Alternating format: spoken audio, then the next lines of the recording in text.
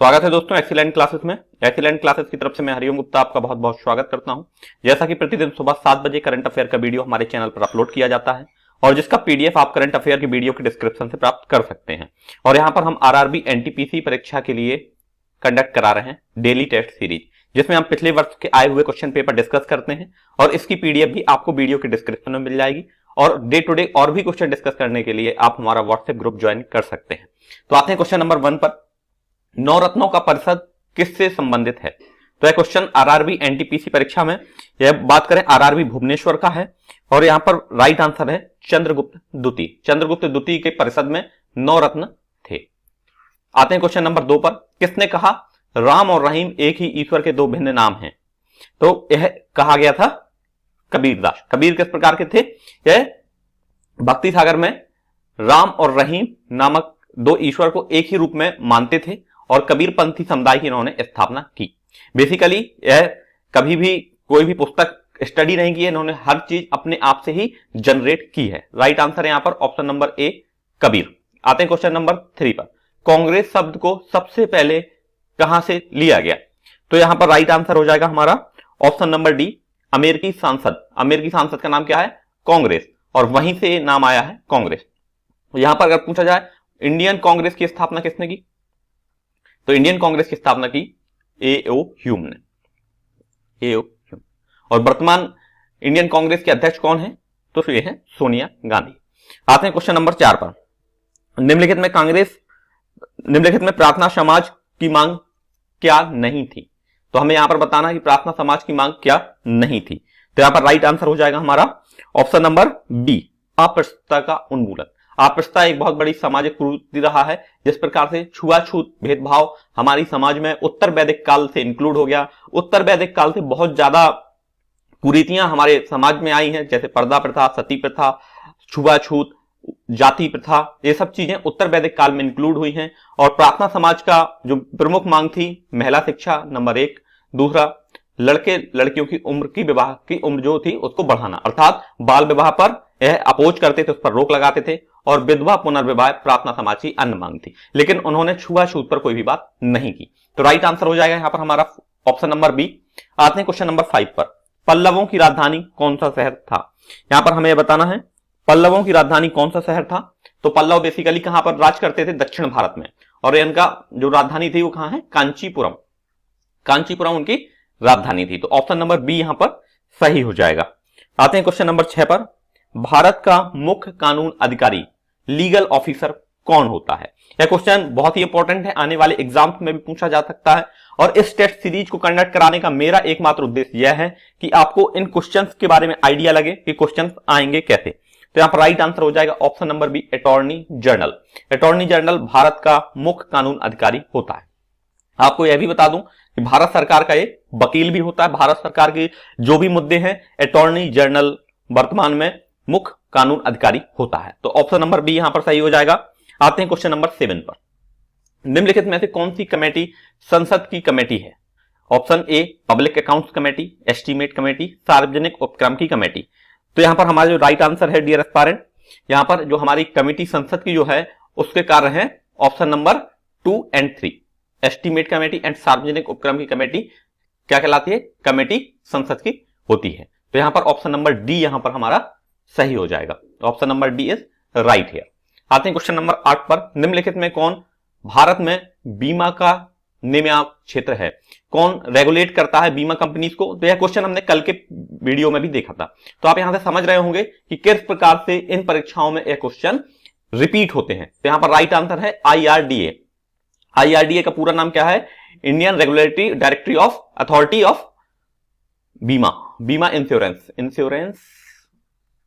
Insurance company को एक regulate करती है। ठीक है, तो यहां पर हमारा राइट आंसर हो जाएगा ऑप्शन नंबर ए। आते हैं क्वेश्चन नंबर 9 पर। चंद्रमा क्या है? तो चंद्रमा क्या है? यह पृथ्वी का सैटेलाइट है। तो ऑप्शन नंबर बी यहां पर सही हो जाएगा। ऑप्शन नंबर बी उपग्रह। चंद्रमा किसका उपग्रह है? पृथ्वी का। तो राइट आंसर है हियर ऑप्शन नंबर बी। आते हैं क्वेश्चन नंबर 10 पर। डियर मनी पॉलिसी से क्या तात्पर्य है? डियर मनी पॉलिसी से तात्पर्य है यह हायर इंटरेस्ट रेट प्रोवाइड करती है। तो ऑप्शन नंबर डी यहां पर सही हो जाएगा। हायर इंटरेस्ट रेट, उच्च ब्याज की दरें किसके द्वारा प्रोवाइड की जाती हैं? डियर मनी पॉलिसी के द्वारा। तो ऑप्शन नंबर डी यहां पर सही हो जाएगा। आते हैं क्वेश्चन नंबर 11 पर। सभी जीव एक या दो मूल से निर्मित होते हैं। अब यह हमें बताना है उत्तक, ऑर्गन, कोशिका या लिम्स यानी फलक। तो यहां पर राइट आंसर है हमारा मूल इकाई क्या है हमारे किसी भी जीव की, कोशिका। अब इसके बारे में बात की जाए, कोशिकाएं दो प्रकार की होती हैं, जंतु कोशिका और पादप कोशिका। और इनमें बेसिक सा डिफरेंस क्या है कि जो पादप कोशिका होती है उसकी झिल्ली बहुत ही सख्त सेलुलोज से बनी होती है, जबकि जो कोशिका भित्ति होती है जंतु कोशिका में, उसमें कोशिका भित्ति नहीं होती है। तो ये तो राइट आंसर हमारा किसी भी जीव की मूल इकाई है कोशिका। ऑप्शन नंबर सी यहां पर सही हो जाएगा। आते हैं क्वेश्चन नंबर 12 पर। क्वेश्चन नंबर 12 है मलेरिया किसके द्वारा फैलाया जाता है। तो यह क्वेश्चन बहुत ही बेसिक सा क्वेश्चन है। आप ये देखेंगे कि रेलवे भर्ती बोर्ड के क्वेश्चन में कुछ क्वेश्चन बहुत ही आसान होते हैं जो सभी कर पाए, लेकिन इस क्वेश्चन को एग्जाम में इसलिए डाला जाता है ताकि आपकी स्पीड अच्छी हो तो आप सभी क्वेश्चन देख पाए। तो रेलवे रिक्रूटमेंट बोर्ड कुछ क्वेश्चन जानबूझकर ऐसे डालता है ताकि वो चेक करना चाहता है कि स्टूडेंट्स की स्पीड कितनी है, वह सभी क्वेश्चन तक पहुंच पाया या नहीं। तो यहां पर राइट आंसर हो जाएगा हमारा ऑप्शन नंबर ए, मादा एनाफ्लीस। अब आपको मैं बताऊं कि बेसिकली जो मादा एनाफ्लीस मच्छर होती है वह जब अपने अंडों को जन्म देने वाली होती है, अंडे देने वाली होती है, तो उसके शरीर में प्रोटीन की आवश्यकता होती है और इस प्रोटीन को वह कहां से प्राप्त करती है, खून के माध्यम से। इसीलिए मादा एनाफ्लीस काटती है, खून चूसती है और जिसके कारण मलेरिया नामक रोग फैलाती है। और यहां पर अगर पूछा जाए किससे होता है तो यह होता है प्रोटोजोआ से। तो ऑप्शन नंबर ए यहां पर हमारा सही है। आते हैं क्वेश्चन नंबर 13 पर। प्रकाश संश्लेषण के लिए निम्न में से किसकी जरूरत नहीं पड़ती है। तो प्रकाश संश्लेषण कौन सी क्रिया है, फोटोसिंथेसिस, जिसके द्वारा पौधे अपने भोजन का निर्माण करते हैं। इसके लिए क्या क्या चाहिए होता है, सबसे पहले तो सूर्य का प्रकाश मैंडेटरी, यहां पर कार्बन डाइऑक्साइड की जरूरत होती है, पानी की जरूरत होती है, लेकिन ऑक्सीजन की जरूरत यहां पर नहीं होती है। तो ऑप्शन नंबर ए यहां पर हमारा सही हो जाएगा। करेक्ट आंसर है ऑक्सीजन। ऑक्सीजन की जरूरत प्रकाश संश्लेषण के लिए नहीं होती है। यहां पर यह भी आप जान सकते हैं कि पौधे श्वसन के पश्चात कौन सी गैस निकालते हैं, ऑक्सीजन लिबरेट करते हैं और कंज्यूम कौन सी करते हैं, कार्बन डाइऑक्साइड। इसलिए हमारी पृथ्वी पर कार्बन डाइऑक्साइड का बैलेंस बनाने के लिए पौधे बहुत ही महत्वपूर्ण भूमिका निभाते हैं। आते हैं क्वेश्चन नंबर 14 पर। क्वेश्चन नंबर 14 है विटामिन ए का सबसे धनी स्रोत कौन सा है। विटामिन ए हमारी आंखों के लिए बहुत ही इंपॉर्टेंट होता है। विटामिन ए की कमी से कौन सा रोग हो जाता है, विटामिन ए की कमी से हो जाता है रतौंधी नामक रोग। रतौंधी किसका रोग है, आंखों का, इसमें आंखों की रोशनी कम हो जाती है। तो यहां पर बात की गई है कि विटामिन ए का सबसे धनी स्रोत कौन सा है। तो राइट आंसर हो जाएगा ऑप्शन नंबर बी, गाजर। गाजर आंखों के लिए बहुत ही अच्छा होता है, विटामिन ए का सबसे रिच सोर्स है। आते हैं क्वेश्चन नंबर 15 पर। गन्ने का रेड डॉट रोग किसके कारण से होता है। तो गन्ने की फसल में रोग का नाम है रेड डॉट, लाल रंग के चकत्ते पड़ जाते हैं और एक होता है बेसिकली फंगस के कारण, फंगाई इन्फेक्शन है। गन्ने में रेड रॉट नामक रोग फंगस के कारण होता है। आते हैं क्वेश्चन नंबर 16 पर। प्राणी विज्ञान का अध्ययन क्या कहलाता है। तो क्वेश्चन नंबर 16, प्राणी विज्ञान का अध्ययन बेसिकली किसका अध्ययन है, पशुओं का। यहां पर हम पादपों का अध्ययन बॉटनी के थ्रू करते हैं और जो प्राणी विज्ञान में हम पशुओं का अध्ययन करते हैं। अब आते हैं क्वेश्चन नंबर 17 पर। क्वेश्चन नंबर 17 पूछा गया एक व्यक्ति के शरीर में कितने लीटर खून होता है।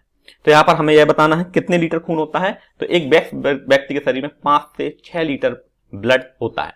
और यहां पर अगर बात की जाए ब्लड के कितने अवयव हैं, तो ब्लड में क्या क्या होता है, ये होता है red blood cells, W blood cells, जैसे कहते हैं व्हाइट ब्लड सेल्स, सफेद रक्त कणिकाएं, लाल रक्त कणिकाएं, रुधिर प्लाज्मा, आपने प्लाज्मा थेरेपी के बारे में सुना होगा, और सबसे इंपॉर्टेंट होता है प्लेटलेट्स। तो यह 4 अवयव रक्त में होते हैं, लाल रक्त कणिकाएं, श्वेत रक्त कणिकाएं, प्लाज्मा और प्लेटलेट्स। यह चारों मिलकर रक्त का निर्माण करती हैं। आते हैं क्वेश्चन नंबर 18 पर। त्वचा किसका श्वास अंग है, अर्थात कौन सा प्राणी त्वचा से श्वसन करता है।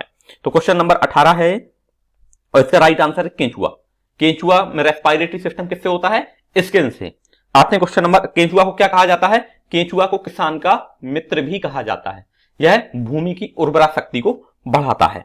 आते हैं क्वेश्चन नंबर 19 पर। हमारे शरीर में व्यवस्थापनीय और प्रक्रिया जनित केंद्र किसका है। तो जो भी प्रतिक्रियाएं होती हैं, जैसे ही हमारा हाथ किसी आग के पास या किसी गर्म वस्तु के पास पहुंचता है तो हमारा जो प्रतिक्रिया सिस्टम है, जिसे बोलते हैं इंपल्स सिस्टम, बहुत ही तेजी से रिस्पॉन्स करता है और बेसिकली यह किससे रिलेटेड है, माइंड से। तो ऑप्शन नंबर सी यहां पर सही हो जाएगा। आते हैं क्वेश्चन नंबर 20। चेचक के लिए टीके की खोज किसने की थी? तो चेचक के लिए टीके की खोज किसने की थी? तो यह बहुत ही बेसिक सा क्वेश्चन है, एडवर्ड जेनर ने। Edward Jenner. क्वेश्चन नंबर 21 पर। क्वेश्चन नंबर 21 है, 13 वर्ष पहले मेरे पिता की आयु मुझसे 3 गुनी थी। तो सबसे पहले क्या करेंगे हम, पुत्र की आयु, सन की आयु मान लेंगे x और फादर की मान लेंगे y। अब यहां पर एक रिलेशन क्या बन जाएगा, 13 वर्ष पहले तो y माइनस 13, क्योंकि वर्तमान है y, तो 13 वर्ष पहले कितनी होगी y माइनस 13, और सन की कितनी है x माइनस 13। अब इसकी क्या है, 3 गुनी है ये, इंटू 3। यहां पर x हम यूज कर चुके हैं तो इंटू 3। तो यहां पर रिलेशन नंबर 1 क्या आएगा, y minus 13 equal to 3x minus 30, 3x minus y equal to 39 minus 30 equal to 26। ये रिलेशन नंबर 1 बन गया। अब दूसरा रिलेशन क्या बन रहा है यहां पर हमारा, यहां दूसरा रिलेशन है 2 वर्ष पहले का, तो y फादर के आयु में 2 साल कम हो जाएंगे और सन की आयु में 2 साल कम हो जाएंगे। अब ये क्या कह रहा है कि 2 वर्ष पहले फादर की आयु इससे 2 गुनी थी, तो यहां पर 2 का मल्टीप्लाई कर देंगे। तो अब यहां पर एक रिलेशन क्या बन के आ जाएगा, y minus 2 equal to 2x minus 4। तो यहां पर 2x minus y equal to how much, 2। अब ये 2 रिलेशन है, 3x रिलेशन नंबर 2 हो गया हमारा यहां पर। अब इन दोनों को सॉल्व आउट करेंगे तो यहां पर क्या निकल के आएगा, वर्तमान में पिता की आयु पूछी है, y की वैल्यू कितनी निकल के आएगी जब हम इन दोनों रिलेशनशिप को सॉल्व करेंगे, तो यहां पर निकल के आएगी ऑप्शन नंबर बी 46। आप इन दोनों इक्वेशन को बहुत ही इजीली सॉल्व कर सकते हैं। यदि आपको फिर भी कोई प्रॉब्लम आती है इन इक्वेशन को सॉल्व करने में तो आप मेरे व्हाट्सएप ग्रुप पर मुझसे पूछ सकते हैं, मैं आपको डिटेल्स में उसमें सॉल्यूशन दे दूंगा। आते हैं क्वेश्चन नंबर 22 पर। 4 सदस्यों के लिए हमारे परिवार की औसत आयु 35 है। 4 सदस्यों वाले आयु कितनी है 35। मेरी उम्र हटाने पर औसत उम्र 40 हो जाती है, तो मेरी उम्र बताएं। तो सबसे पहले हम देखेंगे कि औसत उम्र कितनी है 35, 4 सदस्यों की, तो टोटल कैसे निकलेगा चारों सदस्यों का, 35 इंटू 4 कितना हो जाएगा यहां पर 140। अब यहां पर क्या बोल रहा है कि अगर एक पर्सन की, अब 3 लोग बचे हैं, चौथा जो क्वेश्चन पूछ रहा है वो कह रहा है मेरी उम्र हटाने पर औसत आयु 40 रह जाती है, तो 3 लोगों की समीशन कितना हो जाएगा 120। तो यहां पर एक बंदे के हटने पर डिफरेंस कितना आ गया 20, तो जो बंदा हटा उसकी एज कितनी थी 20। कितना बेसिक सा क्वेश्चन है, आधा मिनट भी नहीं लगेगा क्वेश्चन करने में। आते हैं क्वेश्चन नंबर 23 पर। क्रिकेट मैच में रोहित 13 मारता है, 13 चौके करता है और 3 छक्कों की मदद से एक शतक लगाता है। विकेटों के बीच दौड़ते हुए उसने कितने प्रतिशत रन बनाए, तो उसने 100 रन पूरे किए। सबसे पहले यहां पर हम देखें 13 चौके लगाए, 13 चौके मतलब 52 रन उसने 4 से लगाए और 18 रन 3 छक्कों की मदद से 18 रन उसने बनाए। अब टोटल कितने रन उसने बाउंड्री से बना लिए, तो यहां पर 70 रन उसने बाउंड्री से बना लिए। अब 30 रन उसने रन करते हुए बनाए, तो यहां पर 30 रन उसने रनिंग करते हुए बनाए, टोटल बनाए 100। तो यहां पर हम परसेंटेज इजीली कैलकुलेट कर लेंगे, तो हमारा कैलकुलेशन आंसर कितना आ जाएगा, यहां पर राइट आंसर हो जाएगा ऑप्शन नंबर डी 30%। आते हैं क्वेश्चन नंबर 24 पर। कितना बेसिक सा क्वेश्चन है, 5 सेंटीमीटर के घन, सबसे पहले हम घन को समझ लें। घन की सभी भुजाएं समान होती है। घन कैसा होता है, घन ऐसे होता है, 3D डायग्राम में आपको दिखा रहा हूं, घन ऐसे होता है। अब इसकी 5 सेंटीमीटर के घन को 1 सेंटीमीटर के घन में काटा जाता है। इस प्रकार की कटाई के बाद पृष्ठीय क्षेत्रफल में आई बढ़ोतरी बताना। तो हम यहां पर देख सकते हैं कि यहां पर जो घन का पृष्ठ एरिया होता है 6a²। कितनी फलक होती है 1 2 3 4 5 6। तो यहां पर सबसे पहले हम इसका एरिया कैलकुलेट कर लेंगे। तो a की वैल्यू कितनी है, यहां पर a की वैल्यू कितनी है, हाउ मच 5, तो 6 इंटू 25 हाउ मच 150। तो यहां पर पहले का सरफेस एरिया निकल आएगा और 1 सेंटीमीटर का एरिया निकाल लेंगे, तो 6a² इक्वल टू 6। अब यहां पर सबसे इंपॉर्टेंट बात यह है कि हमने 1 सेंटीमीटर के घन काटे हैं। तो सबसे पहले देखें कि 5 सेंटीमीटर वाले घन का वॉल्यूम कितना था 125 सेंटीमीटर क्यूब, और इसका वॉल्यूम कितना है 1 सेंटीमीटर क्यूब। तो कितने घन काटे जा सकते हैं 125। तो 125 घन काटे जा सकते हैं और प्रत्येक का सरफेस एरिया कितना होगा 6। तो टोटल कितना आ जाएगा 7।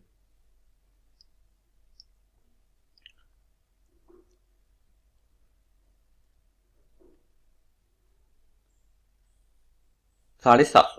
अब यहां पर हम परसेंटेज इजीली कैलकुलेट कर पाएंगे। ये था हमारा इनिशियल सरफेस एरिया, ये है फाइनल सरफेस एरिया। अब यहां पर हमें बताना है परसेंटेज इंक्रीज, तो इंक्रीज कितना हुआ हाउ मच, तो हाउ मच इक्वल टू 100। अब यहां पर हमें टोटल परसेंटेज में बताना है, तो जब हम इससे परसेंटेज में कैलकुलेट करेंगे तो हमारा परसेंटेज कितना निकल के आएगा 400%, 400 गुना। आप देख पा रहे होंगे यहां पर 150 है और 150 में कितने की बढ़ोतरी हो गई 600 की, तभी तो यहाँ के 750 हुआ। तो यहां पर जब 4 गुना बढ़ गया तो कितने परसेंट की वृद्धि हुई 400%, अर्थात 4 गुना। ये था बेसिक सा क्वेश्चन। आते हैं क्वेश्चन नंबर 25 पर। कोई भी एक धनराशि है जिसका 3 वर्षों में 49,400 रुपए और इसी पर ब्याज की दर 5 वर्षों में 50,500 रुपए हो जाती है। तो आपको यह बताना कि ब्याज पर दर क्या है। तो हम सिंपल सा जानते हैं कि कोई भी राशि है उसका ब्याज कैसे कैलकुलेट करते हैं, एक्स राशि रेट टाइम बाई 100। बिल्कुल सिंपल सा फॉर्मूला है। तो यहां पर हम क्या निकल पाएंगे, इंटरेस्ट। अब इंटरेस्ट उसी ब्याज की दर से अगर 5 वर्षों की बात पहले कर रहा है 3 वर्ष, 3 वर्ष अगर यहां पर हम t = 3 इंक्लूड करते हैं तो आता है 49,400। अगर हम x की जगह 5 पुट कर देंगे, सेम इंटरेस्ट रेट है, सेम राशि है, 5 पुट कर देंगे तो राशि कितनी आ जाएगी 50,400। ये क्या है हमारा बेसिकली मिश्र धन है। बेसिकली क्या है मिश्र धन, क्योंकि टोटल राशि की बात कर रहा है। तो यहां पर हमें क्या निकालना है, रेट ऑफ इंटरेस्ट। तो यहां पर हम नेट डिफरेंस निकालकर यहां पर एक कैलकुलेट कर सकते हैं। आर की वैल्यू यहां पर पूछी गई है और आर की वैल्यू कैसे निकल के आएगी, यहां पर इन दोनों इक्वेशंस को सॉल्व करने पर। अगर आपको कोई भी डाउट आता है तो आप मुझसे पूछ सकते हैं। एक वीडियो में आपको मैं इतना हिंट दे दी, आप खुद से सॉल्व करिए। अगर नहीं भी हो पाता है तो आप मुझसे व्हाट्सएप ग्रुप पर पूछ सकते हैं। व्हाट्सएप ग्रुप की लिंक नीचे दे रखी है। ऑप्शन नंबर डी 8% यहां पर सही हो जाएगा। आते हैं क्वेश्चन नंबर 26 पर। स्थिर पानी पर एक नाव का वेग यहां पर बी कितनी दे रखी है 15.5। यदि प्रतिकूल चले अर्थात धारा के विपरीत चले तो b माइनस, अगर धारा की मान लें x तो 8.5। तो यहां पर धारा का वेग हमें कैलकुलेट करके बताना है। तो धारा का वेग क्या कर रहा है, बेसिकली उसको घटा रहा है। तो जो स्टैंड स्टिल है उसमें कितनी कमी आ रही है 7 की। अगर हम धारा के बात करें x की वैल्यू कैलकुलेट करें तो सिंपली यहां पर वैल्यू पुट कर देंगे और वैल्यू कितनी निकल के आएगी, तो ऑप्शन नंबर डी यहां पर इजीली कैलकुलेट हो जाएगा।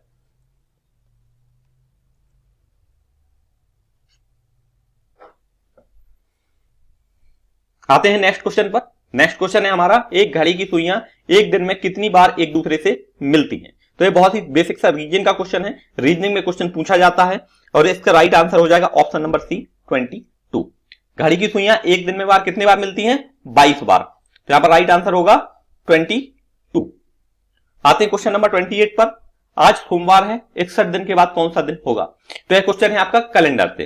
तो यहां पर मैं आपको सबसे पहले बता दूं कि सेम क्वेश्चन आपको बार बार रिपीट होते हुए मिल जाएगा। सोमवार 61 दिन के बाद हमारा दिन कौन सा होगा, शनिवार। ये कैलेंडर का रीजनिंग का क्वेश्चन है।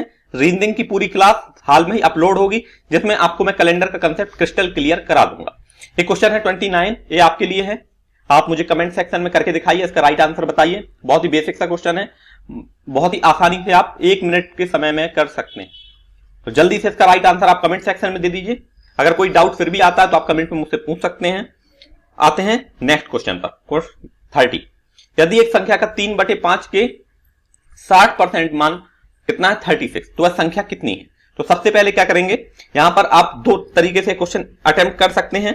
सबसे पहले मैं बताऊं, यहां पर एक ऑप्शन मानकर आप सही आंसर निकालेंगे तो बहुत ही आसानी से क्वेश्चन हो जाएगा।